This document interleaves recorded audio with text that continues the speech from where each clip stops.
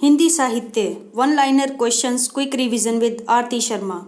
दोस्तों, मेरा चैनल पसंद आए तो शेयर, लाइक और सब्सक्राइब ज़रूर करें। दोस्तों, हमारा आज का विषय है आदिकालीन जैन साहित्य परंपरा।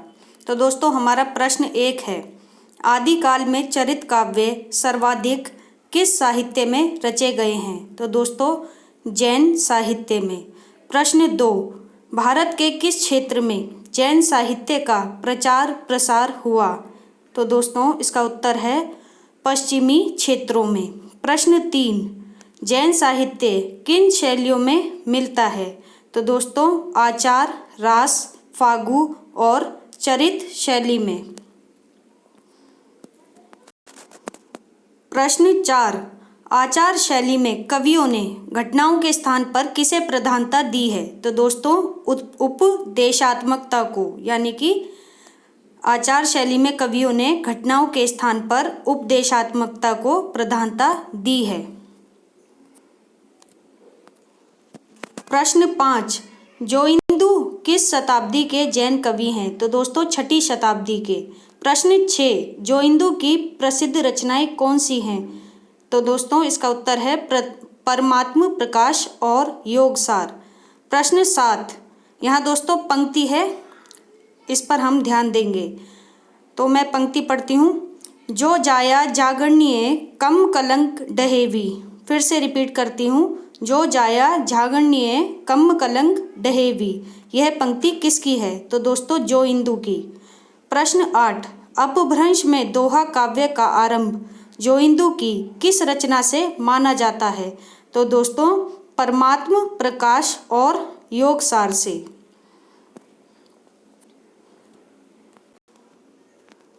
प्रश्न 9, देवसेन किस शताब्दी के जैन आचार्य हैं?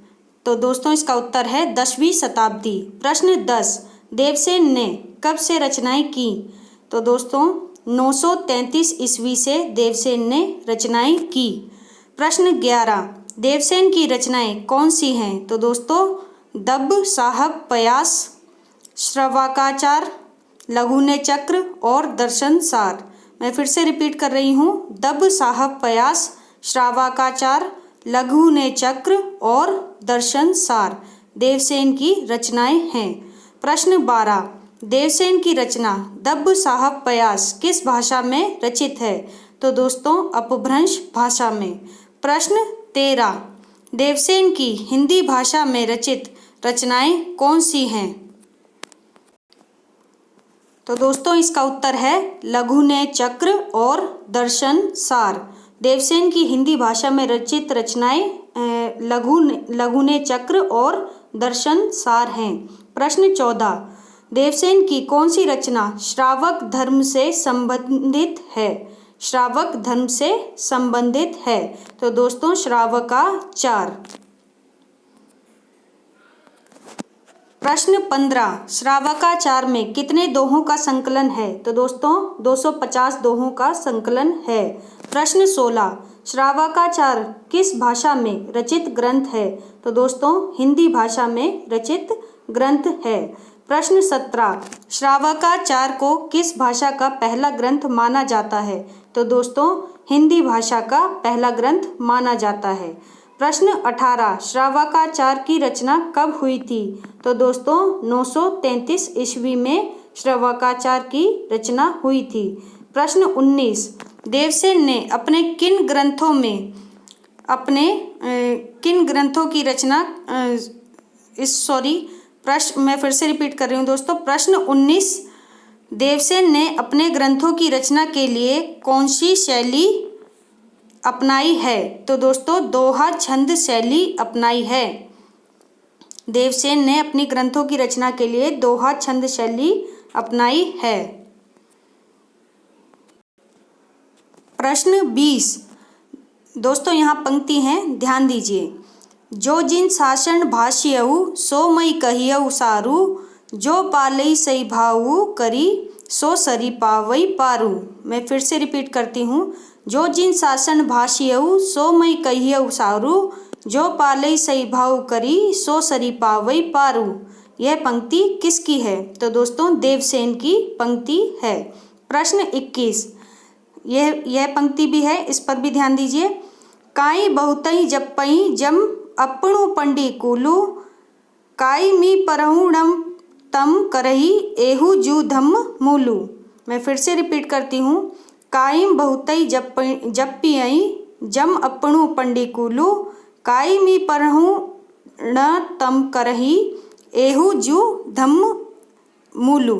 यह पंक्ति किसकी है? तो दोस्तों देवसेन की पंक्ति है। प्रश्न 22, दोस्तों यहाँ फिर से हमारी एक और पंक्ति आ गई। सत्य भी महुरई उवसमयी सयल भी जिए बसी हुंत। सत्य भी महुरई उवसमयी सयल भी जिए वसी हुंत। यह पंक्ति किसकी है? तो दोस्तों देवसेन की पंक्ति है। प्रश्न 23, स्वयंभू कहाँ के स्थायी निवासी थे? तो दोस्तों कर्नाटक के। प्रश्न 24, स्वयंभू का जन्म कब हुआ था? तो दोस्तों 783 ईस्वी में। प्रश्न 25, स्वयंभू अपभ्रंश कालीन किस परंपरा के कवि हैं? तो दोस्तों जैन काव्य परंपरा के। प्रश्न 26, अपभ्रंश का पहला कवि किसे माना जाता है? मोस्ट इम्पोर्टेंट क्वेश्चन है दोस्तों, ध्यान दीजिए। अपभ्रंश का पहला कवि स्वयंभू को माना जाता है। प्रश्न 27, स्वयंभू को अपभ्रंश का पहला कवि किसने माना है? तो दोस्तों डॉक्टर राम कुमार वर्मा ने स्वयंभू को अपभ्रंश का पहला कवि माना है। प्रश्न 28, स्वयंभू की रचनाएं कौन सी हैं? तो दोस्तों स्वयंभू की रचनाएं हैं पौंग चरियू, रिट्ठोमी चरियू और स्वयंभू छंद। दोस्तों ध्यान रखिए, यहाँ पर चरियू जहाँ आता है, चरियू का मतलब होता है चरित, ठीक है। तो यहाँ पर पौंग चरियू को हम पौंग चरित भी पढ़ सकते हैं। प्रश्न 29, स्वयंभू ने पौंग चरियू की रचना का आधार क्या माना है? तो दोस्तों राम की कथा को आधार माना है। प्रश्न 30, स्वयंभू की रचना पौंग चरियू के उत्तरार्ध भाग को किसने पूरा किया था? तो दोस्तों क्योंकि इनकी मृत्यु पहले ही हो गई थी, इसीलिए जो पौंग चरियू का जो उत्तरार्ध भाग है उसको उनके बेटे त्रिभुवन ने पूरा किया था। त्रिभुवन। प्रश्न 31, स्वयंभू ने अपनी रामायण में अपभ्रंश के लिए किस शब्द का इस्तेमाल किया है? तो दोस्तों अवहत शब्द का इस्तेमाल किया है। प्रश्न 32, अपभ्रंश का वाल्मीकि किसे कहा जाता है? तो दोस्तों स्वयंभू को ही अपभ्रंश का वाल्मीकि कहा जाता है। प्रश्न 33, राम कहा सरी यही सोहंती। फिर से रिपीट करती हूँ दोस्तों, राम कहा, यहाँ पे कहा का मतलब कथा, ठीक है। तो राम कहा सरी यही सोहंती, यह पंक्ति किसकी है? तो दोस्तों स्वयंभू की पंक्ति है। प्रश्न 34, डॉक्टर भयाणी ने, यहाँ पर भायाणी लिखा हुआ है दोस्तों, ये गलत है, डॉक्टर भयाणी होगा, ठीक है। तो डॉक्टर भयाणी ने अपभ्रंश का कालिदास किसे कहा है? तो दोस्तों स्वयंभू को। प्रश्न 35, अपभ्रंश का दूसरा कवि किसे माना जाता है? तो दोस्तों पुष्पदंत को अपभ्रंश का दूसरा कवि माना जाता है। प्रश्न 36, अपभ्रंश का व्यास किस कवि को कहा जाता है? तो दोस्तों पुष्पदंत को अपभ्रंश का व्यास कहा जाता है। प्रश्न 37, अपभ्रंश का भवभूति किस कवि को कहा जाता है? तो दोस्तों पुष्पदंत को अपभ्रंश का भवभूति कहा जाता है। प्रश्न 38, पुष्पदंत किस शताब्दी के कवि हैं? तो दोस्तों 10वीं शताब्दी के कवि हैं। प्रश्न 39, पुष्पदंत ने शैव धर्म से किस धर्म में परिवर्तित हो गए? यहाँ पर ने नहीं आएगा दोस्तों। पुष्पदंत शैव धर्म से किस धर्म में परिवर्तित हो गए? तो दोस्तों जैन धर्म में परिवर्तित हो गए। प्रश्न 40, पुष्पदंत की रचनाएं किस उद्देश्य से की गई हैं? तो दोस्तों धार्मिक उद्देश्य से पुष्पदंत ने अपनी रचनाएं की हैं।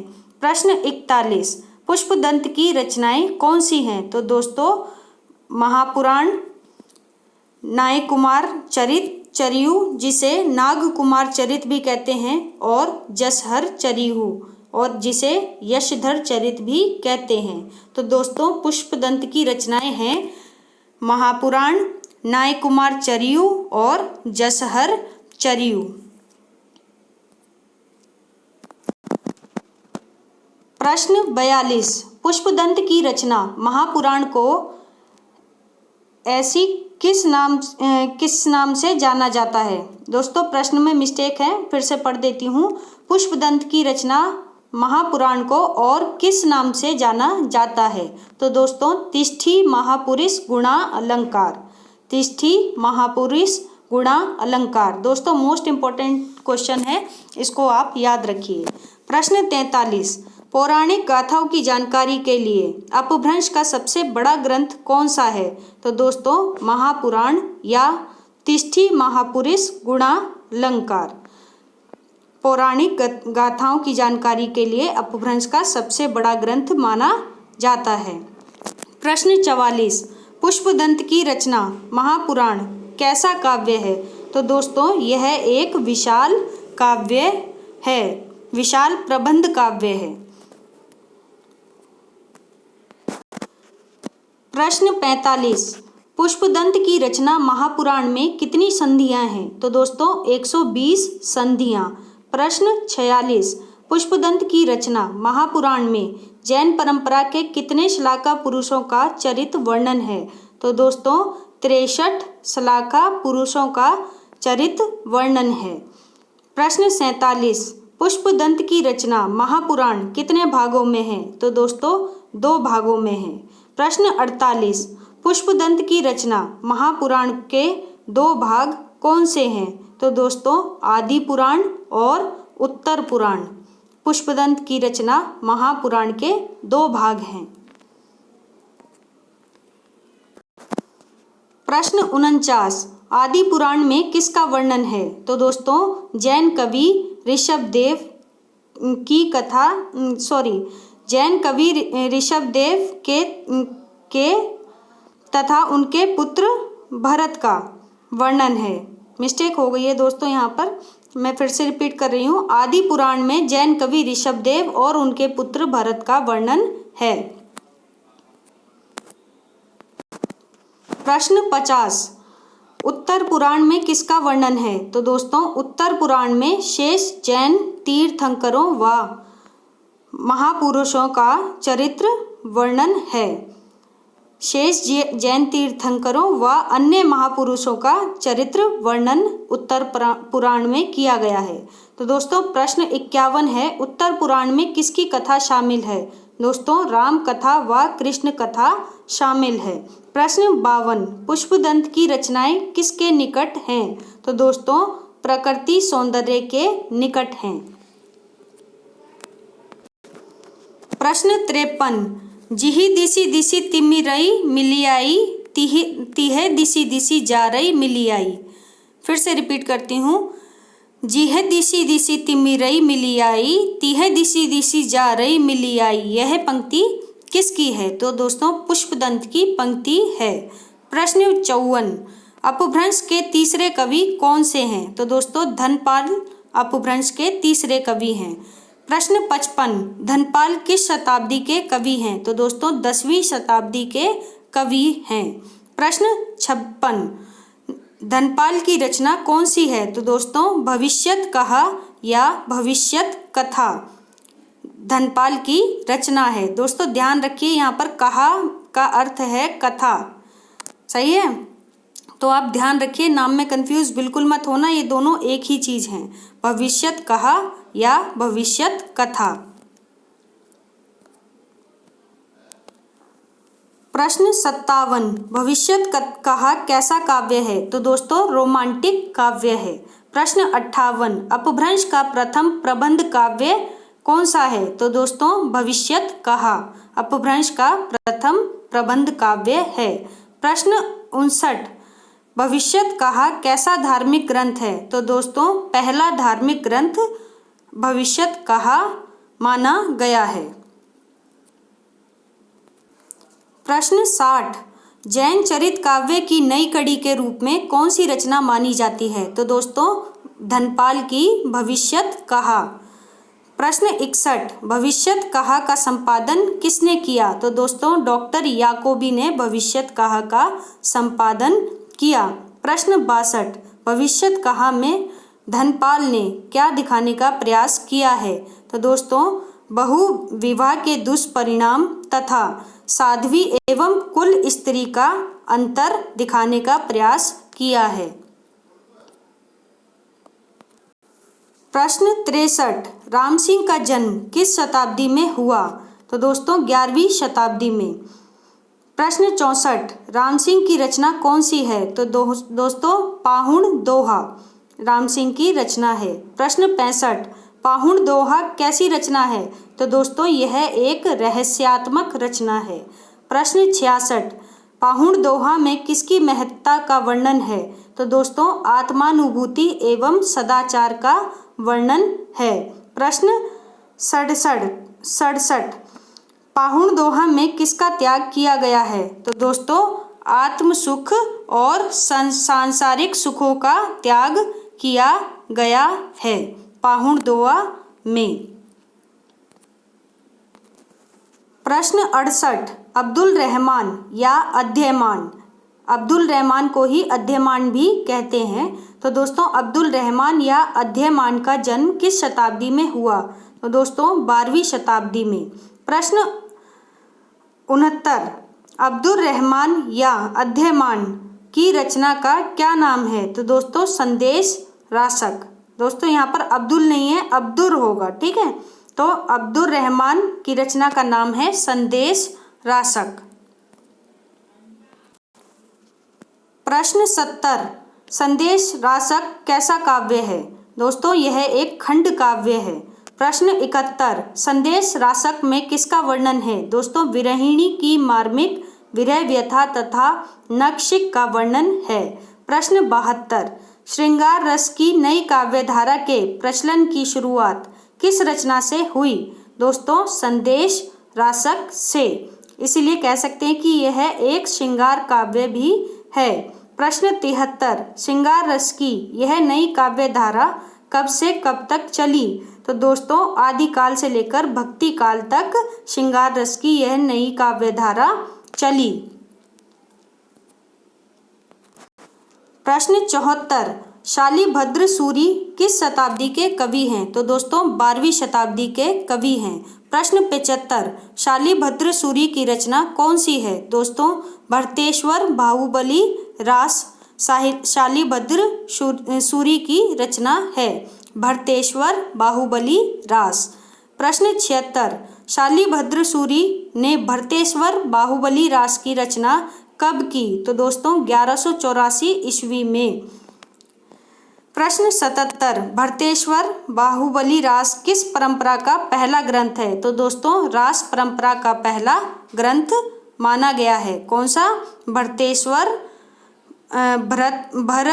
भरतेश्वर बाहुबली रास।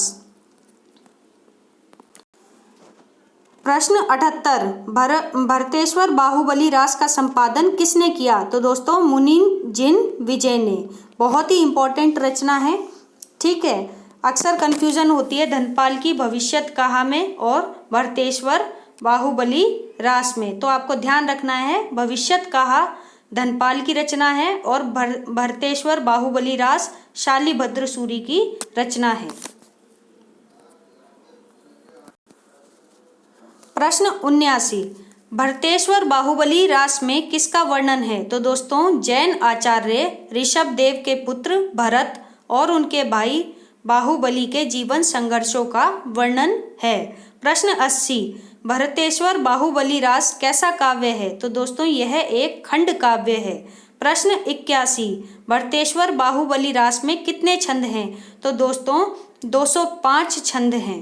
प्रश्न 82 आशुकु किस शताब्दी के कवि हैं? तो दोस्तों 12वीं शताब्दी के कवि हैं। प्रश्न 83 आशुकु कवि की रचना कौन सी है? तो दोस्तों चंदन बाला रास। चंदन बाला रास आशुकु कवि की रचना है। दोस्तों यह भी मोस्ट इम्पोर्टेंट क्वेश्चन है, तो आप ध्यान रखिए। प्रश्न 84, चंदन बाला रास कैसा काव्य है? तो दोस्तों यह एक लघु खंड काव्य है। प्रश्न 85, चंदन बाला रास में कितने छंद हैं? तो दोस्तों 35 छंद हैं। प्रश्न 86, जैन साहित्य का पहला ग्रंथ कौन सा है जिसमें करुण रस की कठोर व्यंजना लक्षित की गई है? तो दोस्तों चंदन बाला रास जैन साहित्य का पहला ग्रंथ है जिसमें करुण रस की कठोर व्यंजना लक्षित की गई है। प्रश्न 87, चंदन बाला रास की नायिका का क्या नाम है? तो दोस्तों चंदन बाला। प्रश्न 88, चंदन बाला किसकी पुत्री थी? तो दोस्तों चंपा नगरी के राजा दधि वाहन की पुत्री चंदन बाला थी। प्रश्न 89, चंदन बाला रास में किसका वर्णन है? दोस्तों चंदन बाला के ब्रह्मचर्य, संयम, सतीत्व और उत्कर्ष का वर्णन है। प्रश्न 90, जिन धर्मसूरी किस शताब्दी के कवि हैं? दोस्तों 12वीं शताब्दी के कवि हैं। प्रश्न 91, जिन धर्मसूरी की रचना कौन सी है? तो दोस्तों जम्बू स्वामी रास तथा स्थूली भद्र रास, ये दोनों एक रचना नहीं है, दोनों अलग अलग रचनाएं हैं। ठीक है, ध्यान रखिए दोस्तों, जम्बू स्वामी रास और स्थूली भद्र रास जिन धर्मसूरी की रचनाएं हैं। प्रश्न 92, जिन धर्मसूरी ने जम्बू स्वामी रास की रचना कब की? दोस्तों 1200 ईस्वी में की। प्रश्न 93, जिन धर्मसूरी ने स्थूली भद्र रास की रचना कब की? दोस्तों 1209 ईस्वी में जिन धर्मसूरी ने स्थूली भद्र रास की रचना की। प्रश्न 94, स्थूली भद्र रास में किसका वर्णन है? दोस्तों स्थूली भद्र राजा और कोशवैश्य का वर्णन है। प्रश्न 95, स्थूली भद्र रास में किसका चित्रण है? दोस्तों स्थूली भद्र के संयमित जीवन का चित्रण है। प्रश्न 96, विजय सेन सूरी किस शताब्दी के कवि हैं? दोस्तों 13वीं शताब्दी के कवि हैं। प्रश्न 97, विजय सेन सूरी की रचना कौन सी है? दोस्तों रेवंतगिरी रास।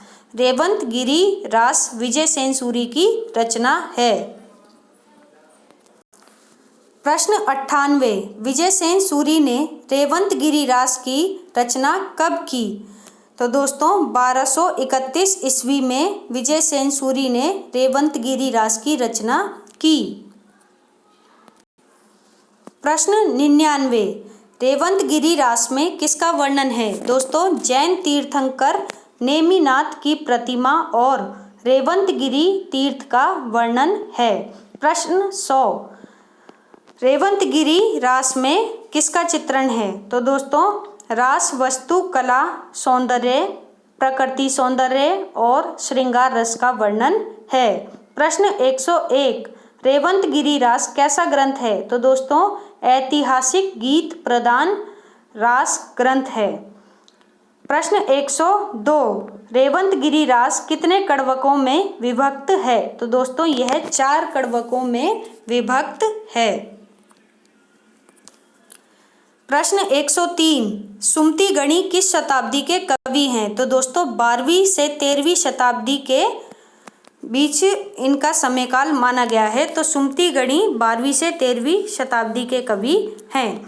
प्रश्न 104, सुमति गणी की रचना कौन सी है? तो दोस्तों नेमिनाथ रास। नेमिनाथ रास सुमति गणी की रचना है। प्रश्न 105, नेमिनाथ रास की रचना कब की गई?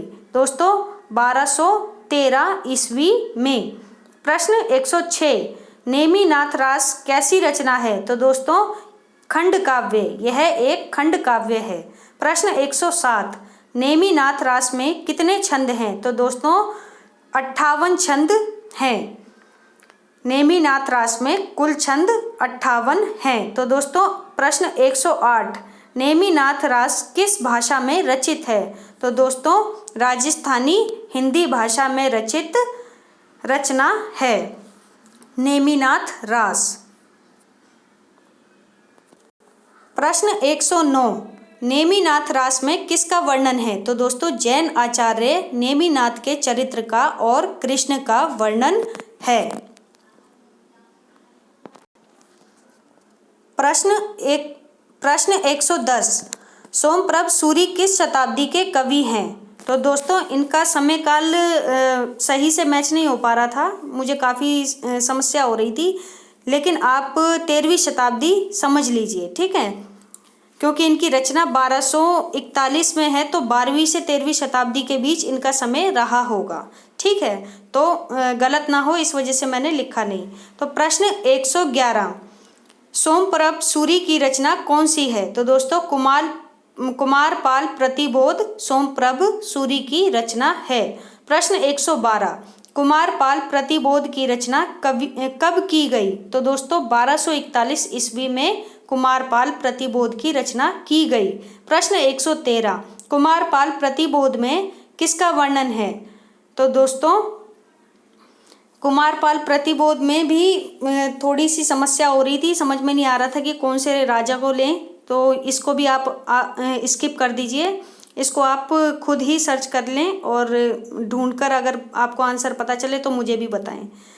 प्रश्न 114, कुमारपाल प्रतिबोध कैसी रचना है? तो दोस्तों गद्य पद्य में संस्कृत प्राकृत काव्य है। कुमारपाल प्रतिबोध गद्य पद्य में संस्कृत प्राकृत काव्य है।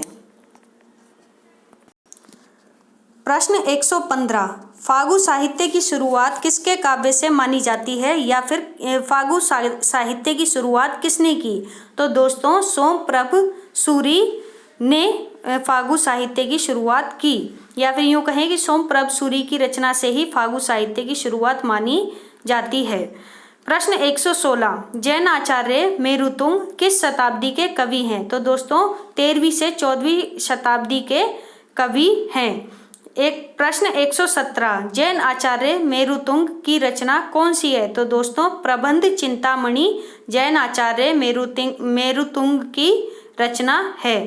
प्रश्न 118, प्रबंध चिंतामणि की रचना कब की गई? तो दोस्तों 1304 ईस्वी में प्रबंध चिंतामणि की रचना की गई। प्रश्न 119, प्रबंध चिंतामणि किस भाषा में रचित है? तो दोस्तों संस्कृत भाषा में रचित है।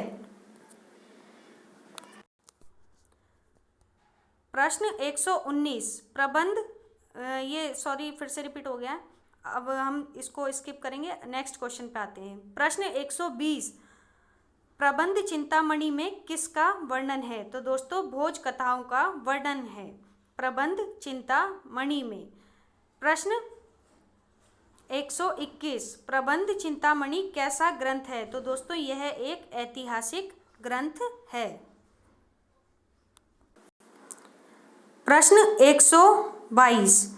122 दोस्तों प्रबंध चिंतामणि कितने खंडों में विभाजित है? तो दोस्तों 5 खंडों में विभाजित है। प्रश्न 123, अभिमान मेरु किसे कहा गया है? तो दोस्तों जैन आचार्य मेरुतुंग को अभिमान मेरु कहा गया है। प्रश्न 124, विद्याधर किस शताब्दी के कवि हैं? तो दोस्तों 13वीं शताब्दी के कवि हैं विद्याधर। प्रश्न 125, विद्याधर की रचना कौन सी है? तो दोस्तों प्राकृत पिंगल सूत्र विद्याधर की रचना है। मोस्ट इंपॉर्टेंट क्वेश्चन है दोस्तों, आप इस पर भी ध्यान दीजिए। अगला प्रश्न है प्रश्न 126, प्राकृत पिंगल सूत्र की रचना कब की गई? तो दोस्तों 12वीं शताब्दी से 13वीं शताब्दी के बीच प्राकृत पिंगल सूत्र की रचना की गई। प्रश्न 127, प्राकृत पिंगल सूत्र में किसका वर्णन है? तो दोस्तों कन्नौज के किसी राठौर राजा के प्रताप और पराक्रम से संबंधित पदों का वर्णन प्राकृत पिंगल सूत्र में मिलता है। प्रश्न 128, सारंगधर ने किस पद्धति प्रसिद्ध रचना का संकलन किया? तो दोस्तों सारंगधर ने सारंग पद्धति का संकलन किया। मोस्ट इंपॉर्टेंट है, इस पर भी आप ध्यान देंगे। प्रश्न 129, सारंगधर ने सारंगधर पद्धति का संपादन कब किया? तो दोस्तों 1363 ईस्वी में सारंगधर ने सारंगधर पद्धति का संपादन किया। प्रश्न 130, सारंगधर पद्धति किसका प्रसिद्ध ग्रंथ है? तो दोस्तों संस्कृत के आयुर्वेद का प्रसिद्ध ग्रंथ माना जाता है सारंगधर पद्धति। प्रश्न 131, सारंगधर पद्धति में आयुर्वेद के अतिरिक्त और क्या शामिल है? यानी कि कहा जा रहा है यहाँ पे कि सारंगधर पद्धति में आयुर्वेद तो मिलता ही मिलता है, इसके अलावा और क्या मिलता है इस रचना में? तो दोस्तों शाबर मंत्र और भाषा चित्र काव्य के रूप में भी यह ग्रंथ महत्वपूर्ण है। मैं फिर से रिपीट कर रही हूँ, आयुर्वेद, शाबर मंत्र और भाषा चित्र काव्य, ये तीनों ही सारंगधर पद्धति में मिलते हैं। दोस्तों हमारा सबसे महत्वपूर्ण और अंतिम प्रश्न, ठीक है, 132, प्रश्न 132, यहाँ पर एक कथन दिया गया है, आप उस पर गौर करेंगे और इसे याद भी रखेंगे, जिससे आपको अपभ्रंश के शब्दों को समझने में आसानी भी मिलेगी। तो दोस्तों मैं यहाँ पर पढ़ रही हूँ, पहले जैसे गाथा या गाहा कहने से प्राकृत का बोध होता था, वैसे ही पीछे दोहा या दुआ कहने से अपभ्रंश या लोक प्रचलित काव्य भाषा का बोध होने लगा। यह पंक्ति किसकी है? दोस्तों मैं फिर से रिपीट कर रही हूँ, पहले जैसे गाथा या गाहा कहने से प्राकृत का बोध होता था, वैसे ही पीछे या बाद में दोहा या दूहा कहने से अपभ्रंश या लोक प्रचलित काव्य भाषा का बोध होने लगा। यह महत्वपूर्ण पंक्ति है और यह पंक्ति किसकी है? तो दोस्तों आचार्य रामचंद्र शुक्ल की पंक्ति है। यहाँ पर दोस्तों टाइपिंग एरर है, ठीक है, आप इस पर ध्यान ना दें। तो यहाँ पर नाम याद रखिए, आचार्य रामचंद्र शुक्ल की पंक्ति है। तो दोस्तों हमारा आज का वीडियो यहीं समाप्त होता है। अगर आपको वीडियो पसंद आया है तो दोस्तों लाइक करें, शेयर करें और सब्सक्राइब ज़रूर करें। धन्यवाद दोस्तों।